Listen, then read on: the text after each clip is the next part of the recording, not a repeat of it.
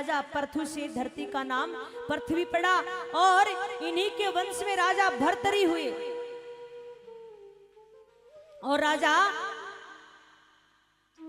भरत ने क्या किया, अपना राज्य भाल संभाला, राज्य कार्य को संभाला काफी दिनों तक। लेकिन अंत में क्या हुआ, मन में विचार आए कि चलो अब छोड़ देना चाहिए। अब राज्य को छोड़कर आ गए जंगल में। जंगल में आ गए, भगवान की भक्ति करते हैं, कुटिया बना रखी है। एक दिन क्या होता है, एक नदी के किनारे काफी से मृग जल पीने के लिए आते। मृग समझते हो क्या? हाँ, हिरण। काफी से मृग आते हैं और उनमें से एक मादा मृग गर्भवती थी। अचानक से सिंह यानी शेर गर्जना करता है और उसकी दहाड़ सुनकर वो सब दूसरे किनारे जाने की कोशिश करते हैं। तो वो जो मादा जो मृग थी वो छलांग लगाती है दूसरे किनारे पर जाने के लिए, तो उसका गर्भ उस नदी में ही गिर जाता है, उसकी मृत्यु हो जाती है। अब महाराज वो छोटा सा बालक है, भरत जी देख रहे हैं तो क्या करते हैं, उसको ले आते हैं कि इसकी माँ तो मर गई, अब मैं इसको पाल लूं। उसका पालन पोषण करते हैं, रोज दूध पिलाते हैं। अब देखिए, अगर कोई मानव, अनजान मानव भी 10-5 दिन हमारे पास रह जाता है तो हमारा मोह उसमें हो ही जाता है। अब वो तो जानवर है लेकिन उससे भी प्रेम हो गया, प्रेम हो गया महाराज। इतना प्रेम हो गया कि कहीं भी जाए बस वो मृग बालक साथ लेकर जाए, कहीं भी जाए मृग बालक साथ लेकर जाए। एक दिन क्या होता है, भरत जी तो लग गए अपने पूजा पाठ में कुटिया के अंदर, और वो बालक बाहर खेल रहा था, वो बच्चा मृग का।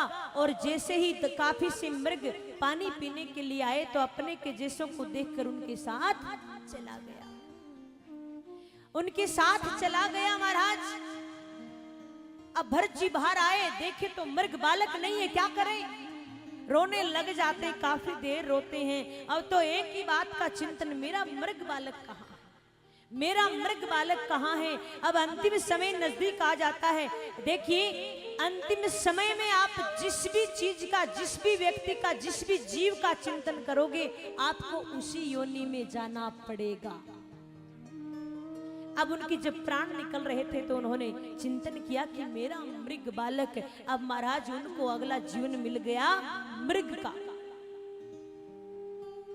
लेकिन बुद्धि भ्रष्ट नहीं हुई है, मृग जन्म मिल गया है, लेकिन बस कहीं नहीं जाते, एकांत में रहते हैं, बस भगवान का सुमिरन करते हैं। अब जब मृग शरीर छोड़ा तो एक ब्राह्मण के घर जन्म हुआ। उस ब्राह्मण के 2 पत्नियां थी, पहले वाली पत्नी के 2-4 बच्चे थे और दूसरी वाली के ये मृग ने ही जन्म लिया, और वहां पर भी इनका नाम रखा गया भरत। अब यहां पर इनको सब कुछ याद है। अब पिताजी इनको मंत्र देते हैं, क्योंकि देखो ब्राह्मण के घर जन्म हुआ है तो ब्राह्मणों के घर तो वेद मंत्रों का उच्चारण होता है, शास्त्रों के श्लोक याद करने पड़ते हैं। रोज पिताजी श्लोक याद करने के लिए बोलते हैं, लेकिन कुछ याद नहीं करते हैं। पिताजी को बड़ा क्रोध आता है। पिताजी अंत में क्या कहते हैं, ये तो बड़ा जड़ है, बड़ा मूर्ख है, और तभी से उसका नाम पड़ गया जड़ भरत, कि कुछ याद ही नहीं होता। रोज कहते हैं कुछ याद नहीं करता है। अब माता पिता की तो मृत्यु हो जाती है, जो दूसरी माँ के जो भाई थे वो भी काम करवाने लग गए।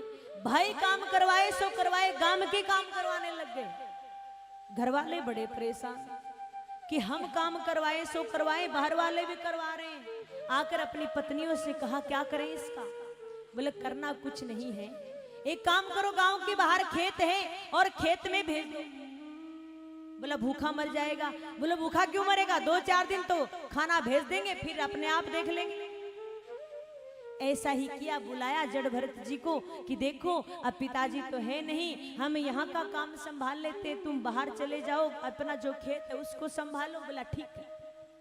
बोले हम भोजन भेज दिया करेंगे। बोला ठीक है। तो अब रोज भोजन आ जाता उनके लिए और जड़ भरत जी भोजन कर लेते, लेकिन कुछ दिन बाद भोजन आना बंद हो गया। रोज भूख लगे लेकिन कहीं नहीं जाए, चुपचाप वहीं रहे।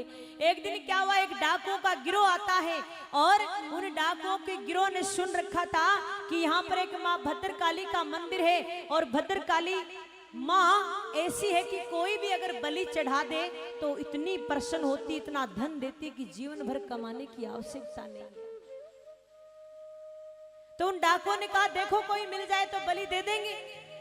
जाकर देखा तो वो जड़ भरत जी बैठे, ले आए मंदिर में लाकर और उनको अच्छे से वस्त्र पहनाए और अच्छा सा भोजन करवाया। जैसे ही भोजन करवाने लगे महाराज काफी दिन के भूखे भरत जी तो दोनों हाथों से खाने लगे। एक डाकू को बुलाया, बोले इधर आओ। बोले क्या? बोले आज क्या है? बोले आज बलि दी जाएगी। तो जड़ भरत जी बोले आज बलि दी जाएगी तो भैया तुम ऐसी बलि रोज दे दिया करो, मेरे को तो एक समय का भोजन दे दिया करो। डाकुओं ने कहा सुनो, इसको ये भी नहीं पता बलि क्या होती है। दूसरे ने कहा अच्छी बात है, इसी की तो बलि देनी है, इसको पता नहीं है तो और भी अच्छी बात है, ऑब्जेक्शन नहीं उठाएगा। बोला ठीक है। अब महाराज डाकुओं ने बुलाया, बोले इधर आओ, अब माँ भद्रकाली आने वाली है और तुम ऐसा करो गर्दन झुकाकर यहाँ खड़े हो जाओ। और जैसे ही डाकू ने तलवार निकाली उनकी गर्दन उतारने के लिए तो माँ भद्रकाली प्रकट हो गई। माँ भद्रकाली प्रकट होकर सभी डाकों का संहार कर दिया और उनके मस्तक पे अपना हस्त कमल रखा और माँ शारदे उनके मस्तक में प्रवेश कर गई। बड़ा ज्ञान उनको मिल गया, लेकिन ज्ञानी होने के बाद भी वो घर नहीं गए, वहीं रहे।